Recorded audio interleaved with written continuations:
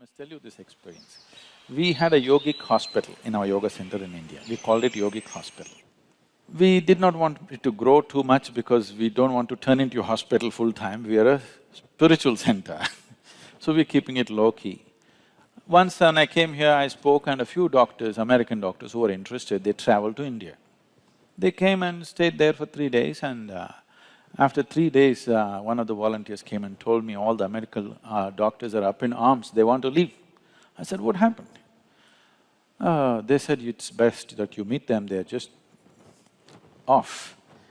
Then I said, okay, and I went to meet them. Then I said, what's the problem? They said, you said there is a hospital. Where is a hospital? There is no hospital here. I said, right now there are about 60 and odd patients. I said, where is it? Their idea of a hospital is that there must be beds, you must treat sick well, and everybody should be… If you treat them so well, they will not want to become healthy. Where are the patients? I said, they're all in the garden, I put them to work. We give them the treatment and therapies and medication, but rest of the time I put them to work. Whatever they can do, they must do. Above all, they must sit and work barefoot and bare hands with the soil. Just being in touch with the planet, because you're just a drop of this planet, you're forgetting that. What you call as my body is just a piece of the planet, isn't it? If you lose connection with the source, will you not get disorganized? Fitness and well-being does not mean walking on a treadmill, having bulging muscles like that, no. To strengthen the integrity of elements in our system is very important. So is there some way to do it? Yes, there are specific methods with which we can do. One simple way right now is work with the earth and water and plants and stay outdoors. That itself will do something.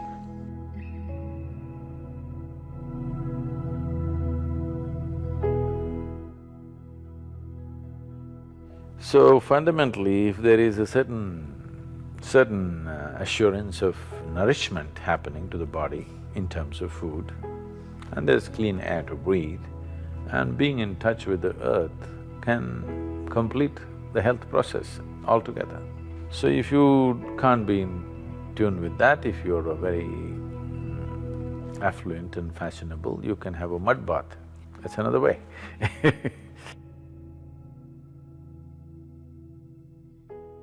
So today you take vacations, go to the spas, have mud bath, in a very expensive atmosphere, but every day if you stick your hands into the earth, or at least for a few minutes a day, you would see the body would be in a much better condition because whenever it's in contact with the earth, the body reorganizes itself. The more you're in touch with it, it's better. You can't… all of you can't turn into farmers now, and maybe you're living on the 12th floor and you can't be a gardener either.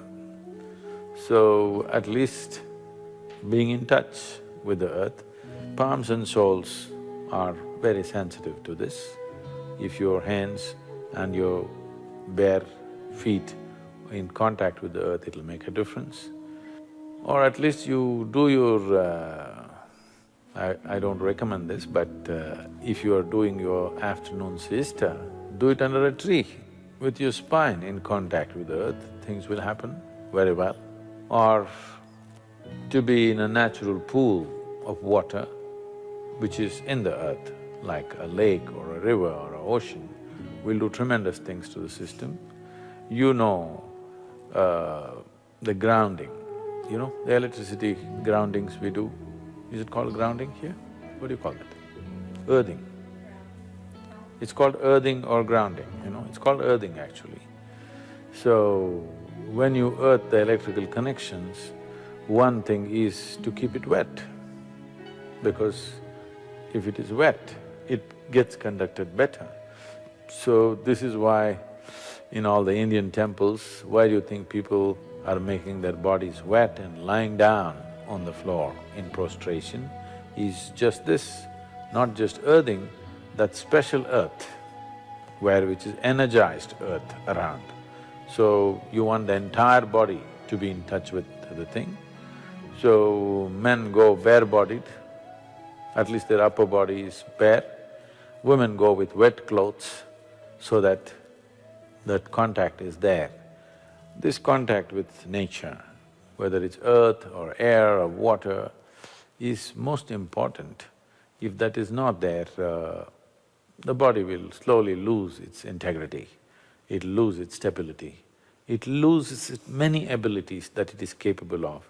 It may still survive, it may not die tomorrow morning, but it loses its variety of capabilities that it has come with. The many possibilities, the array of possibilities that human system carries is lost as you lose contact with the natural element. Especially before you go for dinner or for lunch, especially before that, at least for half an hour, walk without footwear, not on this granite, either in the grass or in the mud outside. You will see body being in touch with the earth. When you eat the food that you eat, the way it integrates it is very different. Digestion will anyway happen, but how much you can integrate into the system depends on how much you're in tune with the earth. So, even half an hour, if you walk without shoes or footwear, and the body remains in touch with the earth, you will see the elements will function with little more integrity than the way it is right now. Walking and playing barefoot is really coming into vogue. The yogic systems have always recommended this, and now science is getting there too.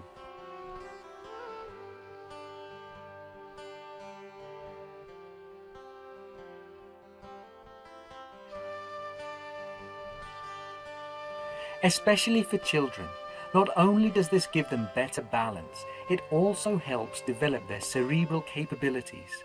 The nerves of the feet are sensitive, and as they come in contact with the ground, the child develops a better understanding of their environment and also experiences better awareness of the body. Walking barefoot has been linked to better agility, stronger leg muscles, and lower risk of injury.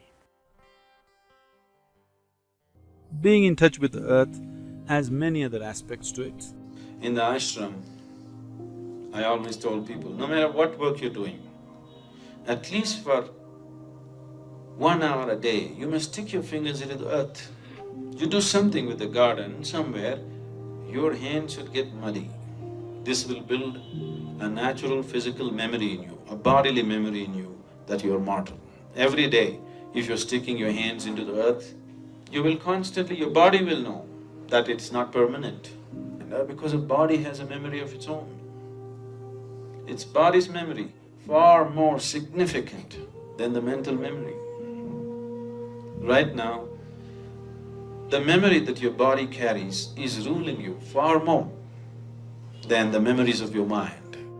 Physiologically, on the cellular level, on the elemental level, you're constantly being reminded that you're mortal if you're close to the earth. See, the reminder of your mortality is the most key element in your spiritual process. Why would you long to know something beyond the body? Only because you know it will end one day, isn't it? Suppose this body was immortal, who the hell is going to sit and meditate? Who the hell wants to know anything beyond this, if this was immortal by itself, isn't it? Because somewhere, even if you're not consciously aware, somewhere deep down, you know your expiry date is on. The expiry date is on, you're trying to stretch it a bit, but you know you have an expiry date. It is because of that the longing to know, isn't it? So the fundamentals of spiritual process is your mortality. If you're reminded of your mortality, naturally you will want to know. There are various practices in India as to how to connect to the earth experientially, many practices. Just sitting down, cross-legged on the floor, the body in some way experientially is reminded. There is a reminder for the body that is, this is just this. The moment it is in touch with the earth, it knows it is this. Those of you who have very unstable bodies, that is, you tend to fall sick very easily and, constantly those kind of things.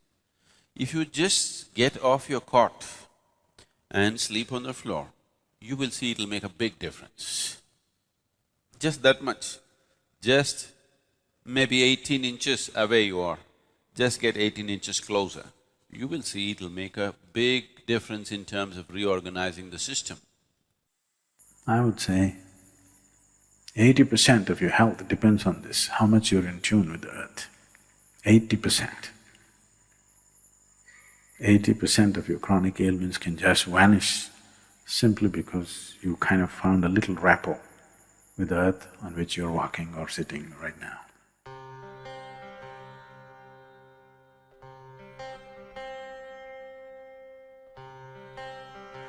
One simple practice that all of you can start is the Bhuta Shuddhi if you have the time and the necessary focus to do it. Bhuta Shuddhi means, Bhuta means Panchabhutas or the five elements.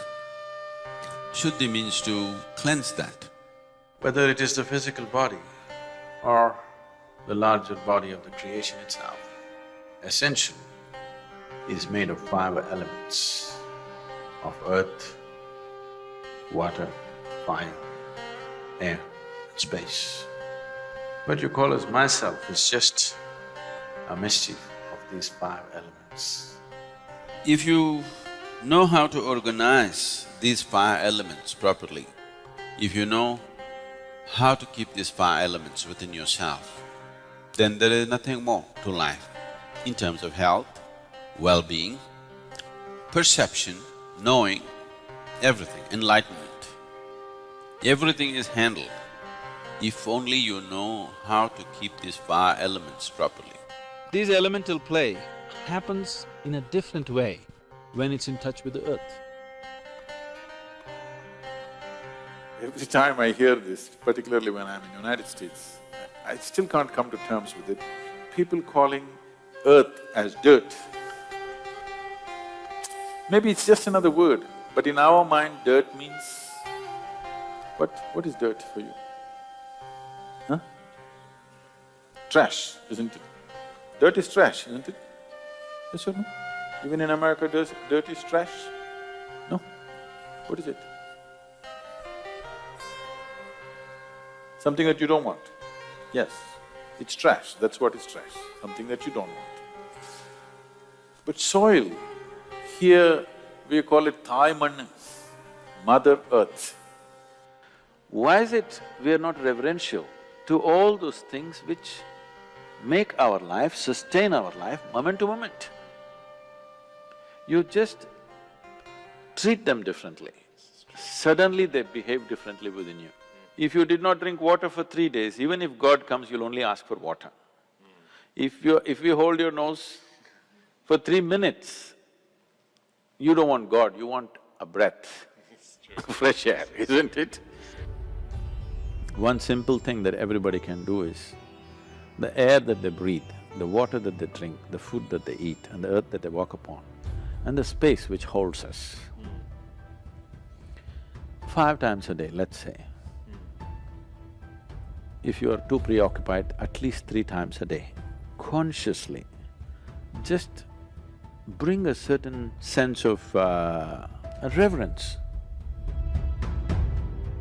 This is a very common thing, you're being told, Matru Prema, Pitru Prema, this one, that one. Prithvi Prema, that is love for the planet on which you're walking, because that's not different from you. Namaskaram Sadhguru. What is the significance of walking barefoot? Also, is there additional physical and spiritual benefits of walking barefoot on Amavasya? At the age of 92, he remained very active and energetic till the last day. So what is the secret? I think this interview was taken just 3 months before his death. What is the secret of your… Right now, a new range of footwear is becoming very popular in United States, which is called as barefoot, where the shoes are made with this, just like the feet, very thin, some kind of special synthetic material which makes it feel like you're walking barefoot, that it doesn't feel like a thick sole, almost barefoot. For running shoes, climbing shoes, regular walking shoes, all kinds, called barefoot. It's nice that you're asking this question just now. So what is the significance of barefoot? Especially those of you who find your body is not integrated enough, constantly it's troubling you, such people should walk barefoot. It'll be nice if you can crawl, more contact, I mean.